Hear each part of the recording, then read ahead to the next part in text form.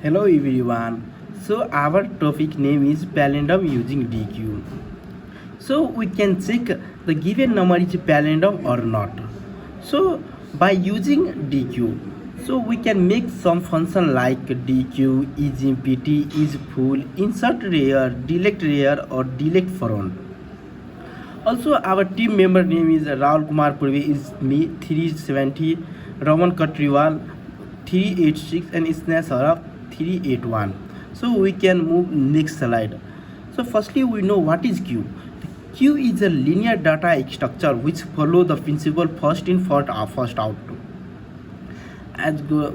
So what is DQ? DQ is a double-ended queue. Is a special types of the queue where insert and deletion as performed as a both in front and rear. So operation on DQ, insert and rear can be in both end. Also we can delete rear and front as a both thing. So like it is one types of the function. If we can check a firstly condition, if is empty equal to true, then print dq is empty, this function is empty, or or if this is empty then it is print it is empty, this stack is empty.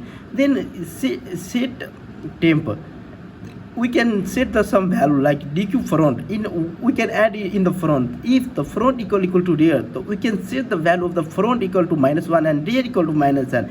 Else the front, if the front equal to max -1, then it go one step back and set the front value. Else increment by the 1 and return the temp. So why we use dq? We use dq for such like in useful when the element needed access to both in, such as palindrome checking, and also some more example. What so as dq function in our program, first we can check is full, our queue is full or not. Firstly we can check. So then we set the value of front equal to -1 and rear equal to -1. Also we can set check is empty, our queue is empty or not. Also delete rear, we can delete as rear and front both end. So that is simple logic. So firstly palindrome checking, the reset the queue. Firstly we reset the queue before checking each element, the set and rear to be -1, insert digit, extra digit of the number insert at the rear and in dq. Palindrome checking, compare the front and rear digit removing the element from the both end until the queue is empty. If the any point of the digit are not equal to rear, then it is not palindrome at last. So this is one function is to check is palindrome number. Firstly we insert the number, then we check the front equal to rear equal to -1, it just reset the queue each element. While the number is greater than 0, then is insert as rear number 10% and then we number divide by 10. While is empty, we check the while condition is empty, our queue is empty or not.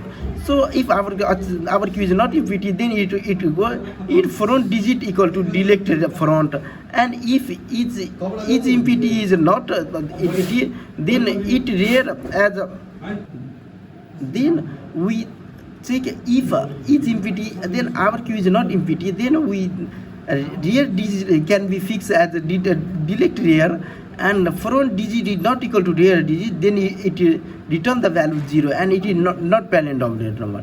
Otherwise return 1, it is a palindrome number. So we execute our queue like we have a queue of size 5. Then like one example is this is a front size and this is a rear size. Then we take a queue as a 5. Then firstly we check our it is empty or not this queue.